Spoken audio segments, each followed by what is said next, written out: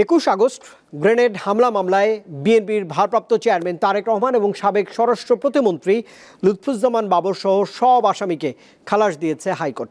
পাশাপাশি বিচারিক আদালতের রায় অবৈধ এবং বাতিল ঘোষণা করা হয়েছে। রায়ে সন্তুষ্ট আসামিপক্ষের আইনজীবীরা বলছেন, মামলাটি ছিল রাজনৈতিক উদ্দেশ্য প্রণোদিত। 2004 সালের 21 আগস্ট রাজধানীর বঙ্গবন্ধু অ্যাভিনিউতে আওয়ামী লীগের সমাবেশে ভয়াবহ গ্রেনেড হামলা হয়। এতে 24 জন নিহত ও শেখ হাসিনা সহ কয়েকশো মানুষ আহত হন। এ ঘটনায় হত্যা ও বিস্ফোরক আইনে 2টি মামলা হয়। 2018 সালের 10 অক্টোবর মামলার রায় দেন ঢাকার 1 নম্বর দ্রুত বিচার ট্রাইব্যুনালের বিচারক শাহেদ নুরুদ্দিন। এতে বিএনপি জামায়াত জোট সরকারের সাবেক স্বরাষ্ট্র প্রতিমন্ত্রী লুৎফুজ্জামান বাবর, উপমন্ত্রী আব্দুস সালাম পিন্টু সহ 19 জনকে মৃত্যুদণ্ড দেয়া হয়। আর বিএনপির ভারপ্রাপ্ত চেয়ারম্যান তারেক রহমান, সাবেক প্রধানমন্ত্রী খালেদা জিয়ার রাজনৈতিক সচিব হারিস চৌধুরী সহ 19 জনকে দেয়া হয় যাবজ্জীবন কারাদণ্ড। এছাড়া 11 পুলিশ ও সেনা কর্মকর্তার বিভিন্ন মেয়াদে কারাদণ্ড হয়।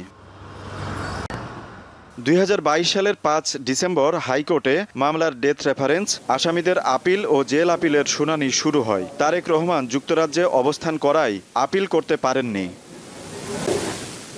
রোববার বিচারপতি AKM আসাদুজ্জামান ও বিচারপতি সৈয়দ এনায়েত হোসেনের বেঞ্চ রায় ঘোষণা করে। এতে বলা হয়, বিচারিক আদালতের রায় অবৈধ ছিল।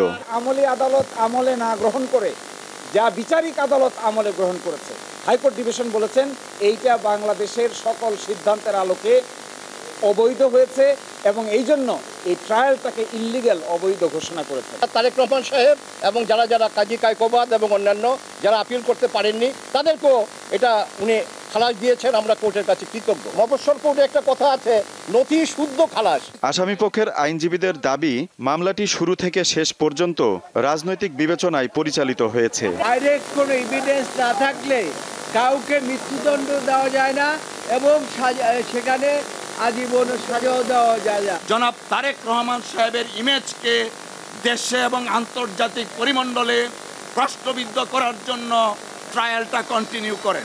মুফতি আমনান কোর্টে গিয়ে বলছে যে আমার হাত দেখেন, আমার পা দেখেন, সামনে কুটিয়ে ফেলছে আমাকে।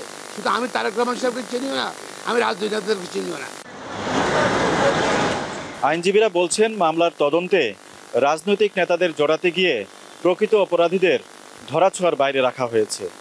আর এ কারণে উচ্চ আদালতের রায়ে সকল আসামিকে খালাস দেওয়া হয়েছে।